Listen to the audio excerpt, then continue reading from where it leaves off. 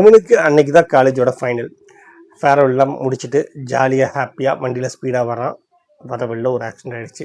ஆக்சிடென்ட்னாலேயா இல்லை அவனுக்குள்ளே ஏற்கனவே அந்த நோய் இருந்துச்சான்னு தெரியலை. இந்த நோயை சரி பண்ண முடியாது, கொஞ்சம் காலத்தில் இறந்துடுவோம் அப்படிங்கிற மாதிரி டாக்டர் சொல்கிறாங்க. அம்மா அழுகிறாங்க. வசதியான வீடு, வசதியான குடும்பம், நம்மளுடைய பையனுக்கு இப்படி ஆயிடுச்சு அப்படிங்கிற வருத்தமும் வழியும் அவங்களுக்குள்ளே இருக்குது. இவனுக்கு சரி ஓகே, நடந்து போச்சு, இதுக்கு மேலே எதுவுமே நம்ம கையில் கிடையாது அப்படிங்கிற பட்சத்தில் இருக்கிற வாழ்க்கையை கொஞ்சம் அமைதியாக இருப்போம். ஏன்னா அம்மா சோகமாகவே இருக்காங்க, அழுதுகிட்டே இருக்காங்க. நம்ம பக்கத்துலேயே இருந்துக்கிட்டு அவங்ககிட்ட முகத்தை காமிச்சிக்கிட்டே இருந்தோன்னா அவங்க இன்னமும் சோகமாக தான் ஆவாங்க. ஸோ நம்ம வெளியில் எங்கேயாவது போகலாம் அப்படின்ட்டு ஊட்டிக்கு கிளம்புறா. அப்படி ஊட்டியில் அதே மாதிரி ஒரு பொண்ணு, சரியான துருதுருப்பு, சரியான சேட்டை, ஸ்ட்ரெட்டாக வாள். பட் அந்த பொண்ணுக்கும் அதே மாதிரியான ஒரு பிரச்சனை இருக்குது. நமக்கு அந்த வார்த்தையெல்லாம் புரியலை, அது என்ன நோய்ங்கலாம். ஏதாவது ஒரு கேன்சராக தான் இருக்கும். தமிழ் சினிமாவின் பழக்கப்பட்ட விஷயம்தான். அந்த பொண்ணும் இறந்துடுவாங்க அப்படிங்கிற மாதிரியான ஒரு சுச்சுவேஷனில் இருக்காங்க. இவங்க 2 பேரும் சந்திக்கிறாங்க. இவங்களுக்குள்ள ஒரு அழகான நட்பு, அந்த நட்பு காதலாக மாறுது. கடைசியில் என்னவாகுது, இதுதாங்க இந்த படம். ஹாய்ங்க, நான் உங்கள் கவின். இது ஓல்டு சினிமாஸில் நம்ம பார்க்கக்கூடிய இந்த படம் இதயத்தை திருடாதே. 1989 வந்த படம். எனக்கு அப்போ 4 வயசு தான் இருக்கும். ஸோ இந்த படம் வந்திருக்கும்போது எந்த விதமான அதிர்வலையை கொடுத்துருக்கும் அப்படிங்கிறத தெரியாது. அப்படின்னாலும் அதை யூகிக்க முடியுங்கிறது நிஜம்தான். ஏன்னா ஓடி போகலாமா அப்படிங்கிற ஒரு வார்த்தை எனக்கு விவரம் தெரிஞ்சதுக்கப்புறமாவும் புழக்கத்தில் இருந்துச்சு. அந்த அளவுக்கு ஃபேமஸான டைலாக்கு. பட் இந்த படம் தமிழ் படம் கிடையாது, தெலுங்குலேருந்து டப்பிங் பண்ண படம். தெலுங்கில் கீதாஞ்சலி அப்படின்னு மணிரத்னம் எடுத்தது. அக்னி நட்சத்திரம் 1988 எடுக்கிறாரு. எடுத்து முடிச்சதுக்கப்புறமா நம்ம மைல்டு ஹார்ட்டடாக ஒரு ஃபீல் குட் மூவி எடுக்கணுன்ட்டு தெலுங்கில் போய் எடுத்த படம் தான் கீதாஞ்சலி. அதை தமிழில் டப் பண்ணி இதயத்தை திருடாதே அப்படிங்கிற மாதிரி விட்டாங்க. பொதுவாக வந்து பார்த்திங்கன்னா தெலுங்கு பாடல்கள் நமக்கு கேட்குறதுக்கு எப்போவுமே நல்லாயிருக்கும்.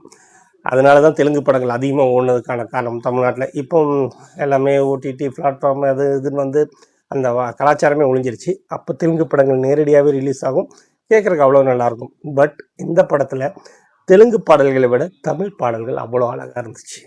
அந்த சவுண்ட் அவ்வளோ கிளியராக இருந்துச்சு, மனசுக்கு நெருக்கமாக இருந்துச்சு. காரணம் இந்த படத்தோட இசையமைப்பாளர் இளையராஜா அவர்கள். அவர் மேலே 1000 சர்ச்சைகள், 1000 வேறுபாடுகள், கருத்து என்ன இருந்தாலும் சரி, மனுஷன் இசை அப்படி மியூசிக் அப்படின்னு வந்துட்டு அப்படின்னா அவர் அடிச்சுக்க ஆளே கிடையாது. இந்த படத்துலையும் அவர் ஒரு ராஜாங்கமே நடத்தியிருப்பார் அப்படி தான் சொல்ல முடியும்.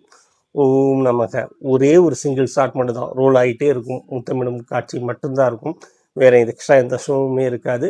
பட் நம்ம உட்காந்துருப்போம் அசையாமல். பிகாஸ் இளையராஜா. ஓ பிரியா பிரியாவாக இருக்கட்டும், குறும்புத்தனமான காட்டுக்குள்ளே அந்த பாடலாக இருக்கட்டும், நிறைய இந்த படத்தில் மியூசிக் எந்த இடத்துல, நான் நிறைய தடவை சொல்லியிருக்கக்கூடிய விஷயந்தான், இசை என்பது எந்த இடத்துல அமைதியாக இருக்கணும் அப்படிங்கிறது இருக்குது. காட்சிகள் பேசட்டும், நாம் அமைதியாக இருப்போம் அப்படின்னு. அது இளையராஜாவுக்கு மட்டுமே கைவந்த கலை. இந்த படத்துலேயும் நிறைய இடங்களில் அதை பண்ணியிருப்பார். 2 பேருக்கும் காதல் உருவாகுது. எதிர்க்கிறதுக்குன்னு யாருமே கிடையாது. ஏன்னா அவங்க கொஞ்ச நாளில் இந்த உலகத்தில் இல்லாமல் போயிட போகிறாங்க, இருக்கிற வரைக்கும் ஹாப்பியாக இருக்கட்டும் அப்படின்னு தான் நினைக்க போகிறாங்க. அப்படிங்கும்போதே அந்த படத்தில் வேறு எந்த விஷயங்களுமே இருக்காது. ஃப்ளாட்டாக ஒரே கோடு போட்ட மாதிரி தான் வரும். ஒரு கட்டத்தில் அந்த படத்தை அப்படி முடிச்சுடுவாங்க. 2 பேர்த்துக்கும் என்ன முடிவு ஏற்பட போகுது அப்படிங்கிறதுலாம் நமக்கு சொல்லவே இல்லை. நம்ம என்ன வேணாலும் முடிவு எடுத்துக்கலாம் அப்படிங்கிற மாதிரியான தாட்டில் தான் அந்த படத்தை முடிச்சிருப்பாங்க. பட் இந்த கதையை நான் சொல்லும்போது உங்களுக்கு ஒரு மாதிரி சோகமாக தோணும். பட் படம் அப்படி கிடையாதுங்க. செம்ம ஜாலியாக இருக்கும், செம்ம ஜாலியாக இருக்கும், செம்ம ஜாலியாக இருக்கும். எந்தளவுக்கு ஜாலியாக இருக்குன்னா, நான் 3 தடவை சொல்கிற அளவுக்கு ஹேட்ரிக் ஜாலியாக இருக்குங்க. இப்போ நீங்கள் இந்த படத்தை பாருங்கள், உங்களுக்கு அவ்வளோ பிடிக்கும். சினிமாட்டோகிராஃபி அவ்வளோ நல்லாயிருக்கும், மியூசிக் அவ்வளோ நல்லாயிருக்கும், சீன்ஸ் அவ்வளோ நல்லாயிருக்கும், ஸ்க்ரீன் ப்ளே இன்னமும் கூட ஃப்ரெஷ்ஷாக இருக்கும். பிகாஸ் மணிரத்னம் அப்படிங்கிற ஒரு இயக்குனரை ஏன் ஒட்டுமொத்த இந்தியாவும் கொண்டாடுது அப்படிங்கிறதுக்கு இந்த படத்தை எடுத்துப்பாங்க. ஒரு சாதாரண காதல் கதையை எப்படி எடுக்கலாம்ங்கிற சொல்லியிருப்பார். எங்கே ஃப்ரேம் வைக்கலாம் அப்படிங்கிறது அவருக்கு தெரிஞ்சிருக்கும். இந்த மாதிரியான ஸ்க்ரீன் பிளே, டயலாக், நீனாவுக்கு கொடுத்த டயலாக்லாம் இன்றைக்கும் காதுக்குள்ளே ஒழிச்சிட்டே இருக்கும். அந்த பாட்டிம்மா பண்ணுறக்கூடிய குறும்பு சேட்டைகள் அவ்வளோ நல்லா இருக்கும். கிரிஜா ஹீரோயின். இந்த படத்துக்கு அப்புறமா நான் வேறு எந்த படத்துலையும் அவங்கள பார்க்கவே இல்லை. பட் இந்த படத்தோடைய ஆன்மா அப்படின்னா ஒன்று இளையராஜா, இன்னொன்று ஹீரோயின் கிரிஜாவை தான் சொல்ல முடியும். நாகார்ஜுனா நல்லா பண்ணியிருப்பார். உதயம் மாதிரியான ஒரு மாஸ் ஹிட் படம் கொடுத்துட்டு உடனே வந்து மணிரத்னிட்ட தன்னை முழுசாக ஒப்படைச்சிக்கிட்ட படம். அதனுடைய விளைவு மிகப்பெரிய வெற்றியை கொடுத்துச்சு. அங்கே வந்து ஒரு காதல் இளவரசனாகவே மாறினார் நாகார்ஜுனா. இங்கேயும் நான் மணிரத்னையும் சும்மா சொல்லக்கூடாது. அப்போ தான் 1988 அக்னி நட்சத்திரம் முடிக்கிறாரு. அந்த மாதிரியான ஒரு மாஸ் படம் எப்போ இங்கே தொட்டாலும் பற்றிக்குங்கிற மாதிரியான ஒரு மாஸ் ஹிட் கொடுத்துட்டு உடனே போய் அமைதியாக ஒரு படம் எடுக்கிறதுங்கெல்லாம் மணிரத்னத்தால் மட்டும்தான் முடியும். ஏன்னா மணிரத்னம் வருஷக்கணக்கில் படம் எடுக்கக்கூடிய ஆள் கிடையாது. 3 மாதம் தான் அவருடைய மேக்ஸிமம் ஷூட்டிங் டைம். ஒரு வருஷத்துக்குள்ளே படத்தை ரிலீஸ் பண்ணியே ஆகணும் அப்படிங்கிறதுல தெளிவாக இருப்பார். சும்மா இழுத்துக்கிட்டு அப்படியெல்லாம் கிடையவே கிடையாது. அவ்வளோ கிளியராக பிளான் பண்ணி போகக்கூடிய ஆள். அந்த பிளானிங்கோட ஒர்த்து என்ன அப்படிங்கிறது இந்த படம் பார்த்தாலே புரியும்.